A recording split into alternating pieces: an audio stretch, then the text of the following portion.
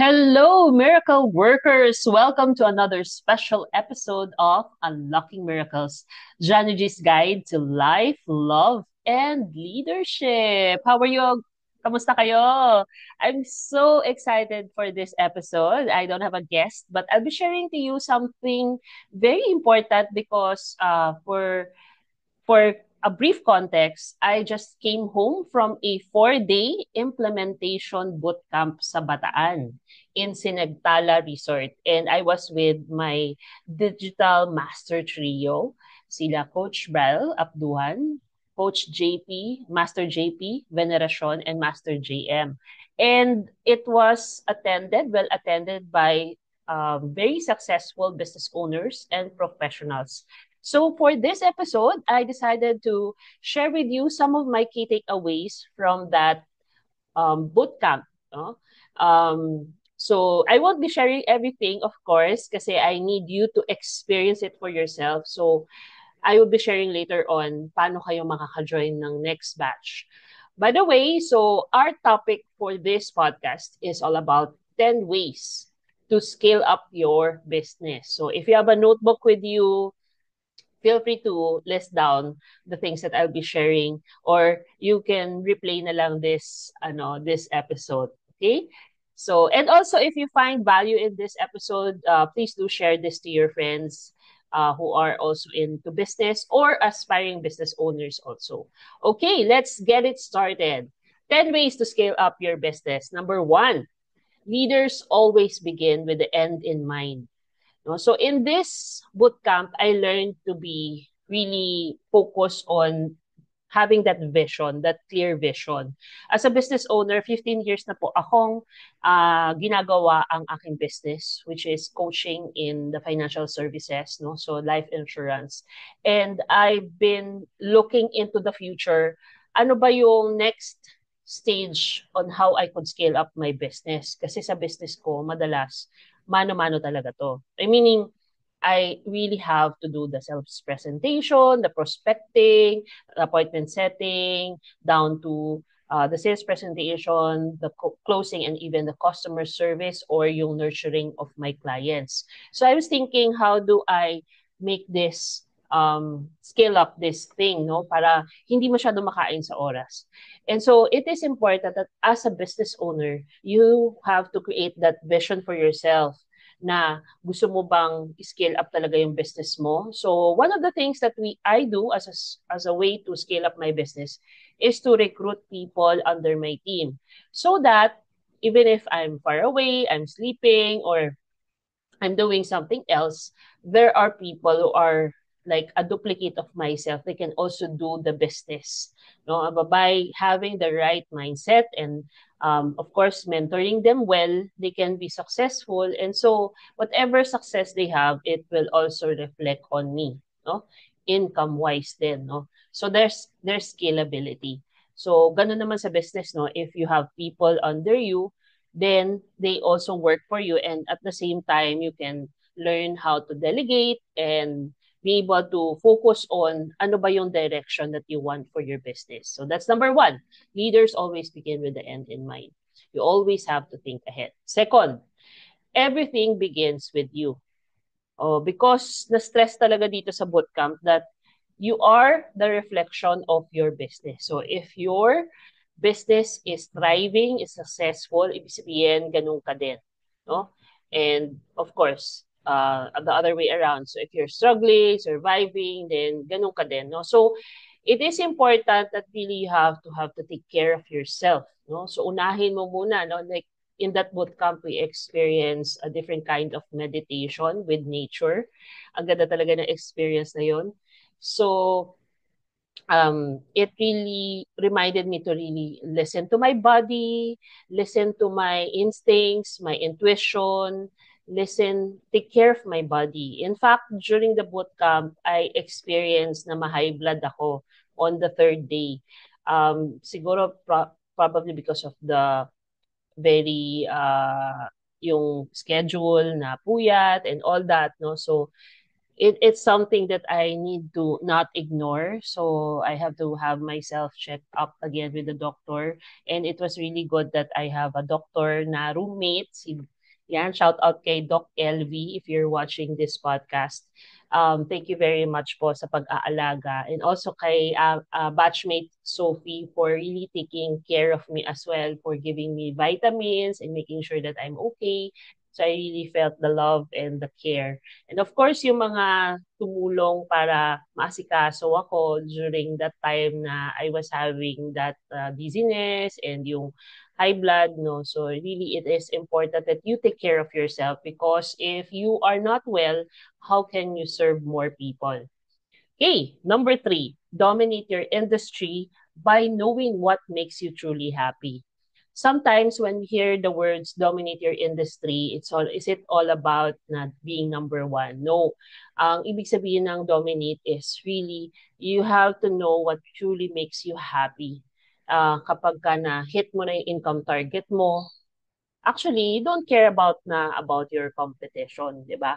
Because you do you, no? So that's the way to dominate your industry, to really be clear as to what really truly makes you happy. Number 4, create loyal customers that will join you until the end. So ito na impress din sa amin talaga na if you are able to find the right partners or right customers. Really know them well and importante that they will journey with you. No? So, kapag nahanap mo na sila yung tamang partners mo, sila yung tamang clients mo, no? And then you will journey with them. No? So, you will take them on a journey. So, katabi nito is number 5 or yung kasunod nito is number 5, create an irresistible offer that will make them follow you. So, ibig sabihin nito, among all the competitions, how do you actually make them consider you or check you out, no? Kasi minsan meron na silang mga reliable suppliers or reliable tie-ups with certain businesses. Like in my case, I'm in the insurance industry. So what will make them consider to join me or to get me, no? To tie up with me, to partner with me. So kailangan meron kang irresistible offer. No? Number 6, katabi din nun is to have to invest in finding your right partner. Madalas, we always have to like, walang intentionality like, matsambahan mo lang o nagkataon lang, ganun. But this time around, talagang sa bootcamp, in-stress that we really have to invest in finding the right partner. Ibig sabihin talagang hanapin namin sila. And the way na mahanap sila is really to craft a message that will really be persuasive enough para ma-hook namin sila or ma-consider nila kami, no? Among all the competition. So that's invest in finding your right partner. So kasama na dyan later on, i-discuss ko yung how do you actually invest. No? Number 7, identify the motivators of your target market. So importante na alam mo yung demographics. No? So ano ba yung kanilang needs? Ano ba yung pains nila? Ano ba yung psycho-spiritual needs nila? Meaning, how does this make them feel good about themselves? So, social needs nila, how this can improve their relationships, and then also, of course, financial needs. No, so how can you help them earn more money, or how can you help them achieve their financial goals? So, importante that you are clear with all those things as motivators para when you craft your messaging, in your ads, you can be able to attract them, the right people that you have in mind. Next is finish one course until succeed or until success. Madalas, as business owner, we try to do a lot of things. We try to catch the next shiny object. But in this case, talagang sinasabi sa amin dun sa implementation bootcamp to really focus on one thing. So even if you have multiple businesses, really focus muna on building this first business, no? And then kapag okay na siya, meron na siyang right system, nagra-run na siya even if you're not there, then you can proceed to focusing on another business, no? Mahirap mag-multitask, mahirap na hati-hatiin mo yung katawan mo kasi hindi ka nga manananggal. So really have to focus on one thing first, and then as you progress, you can proceed to fixing the other things. Okay, so focus ang importante. Finish one course until succeed. Number 9 is use tools like FB ads so you can increase exposure or visibility. Ito realization ko talaga kasi I've actually never used FB ads, or I myself, hindi ko talaga alam yung reasoning behind it, how effective it is, how powerful it is, no? I would rely to hiring mga social media managers to do it for us, like for our business. But this time around, because I attend the bootcamp and the master class of the Master Trio, I learned the importance of really investing on your business by using FB ads. No, kasi like yung FB ads allows you to invest in the platform, which is Facebook, para mas makita ka palalo yung iyong message, yung iyong advocacy or iyong products or services. Kasi pag hindi ka nag-show up, hindi ka nagbayad, no? Yung chances ba na makita ka ng target market mo is very minimal, no? So dito pumapasok yung you can turn strangers into paying clients or partners. Mas ini-encourage talaga kami na instead of using clients is we call them friends or partners. And then last is test and verify. Never ever assume. So if you are able to that point that you're creating ads na, no, and you're doing your FB ads already, and you see bakit wala masyadong results.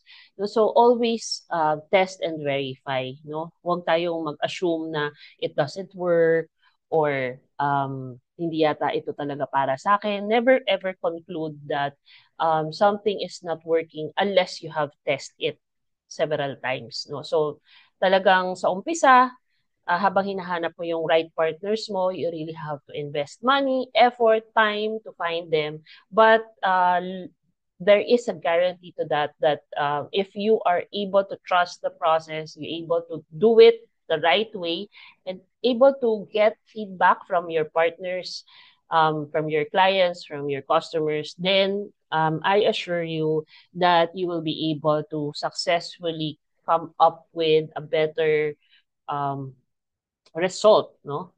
For your business, no? So those are the 10 ways to scale up your business.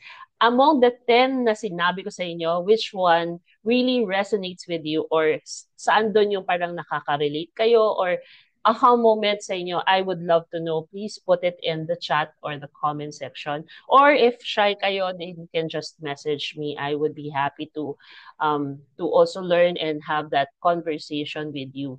And so, ako talaga, I highly recommend that you get the Master Trio as your business consultant or your business mentors or coaches, because talagang end to end, no?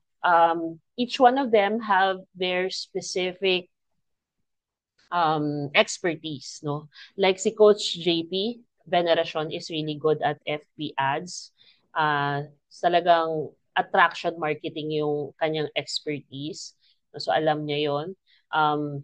And then si Coach or Master JM naman is really focused on AI, ChatGPT. So ang dami ko natutunan about that. And also yung end-to-end, back-end solutions sa business mo na kailangan nga magkaroon ka ng vision, and then you have to really look into the process and the systems that everything is in place, no? And kailangan may proper planning ka talaga or master plan for your business.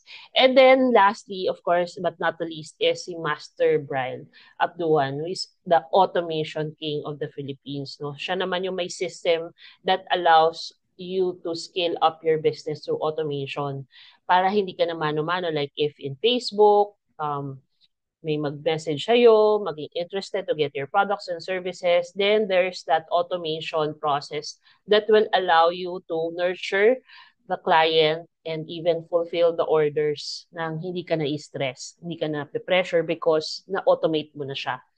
And because of nakasave ka na ng time and energy, you can focus on more important things like scaling up your business pa even more.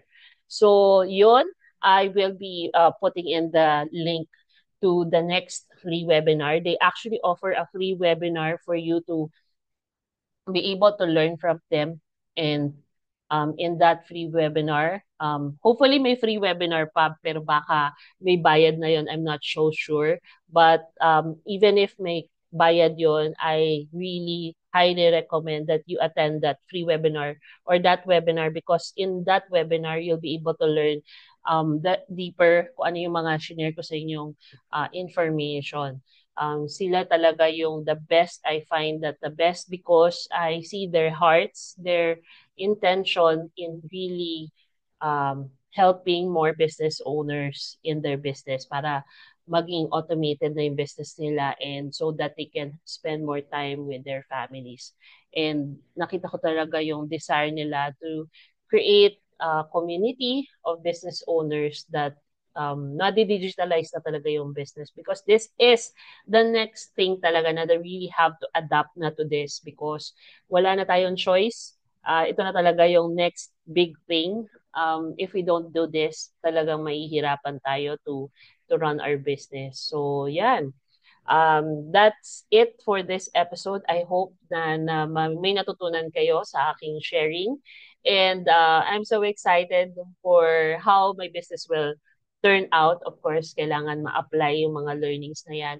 And of course, because with the help of the Master Trio and the community, I'm sure the relationship doesn't end in the bootcamp. In fact, magkakaroon pa ng maraming mga meetups, meetings, so that we can all support one another in our vision for our respective businesses.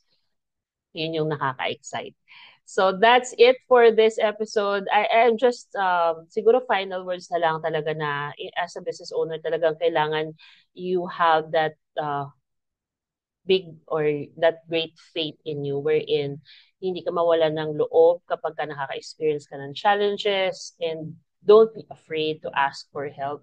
Ako, pinagdasal ko talaga, and I really am grateful that it's an answered prayer na ako ay na-lead sa tamang mga tao that will really help me in my business. And I'm so excited for the coming days on how I'll be able to really scale up and automate my business. That's it. I hope that my encouragement to every one of you watching right now is to continue to unlock more miracles in your life and be a blessing to more people. Cheers and see you in the next episode. Bye.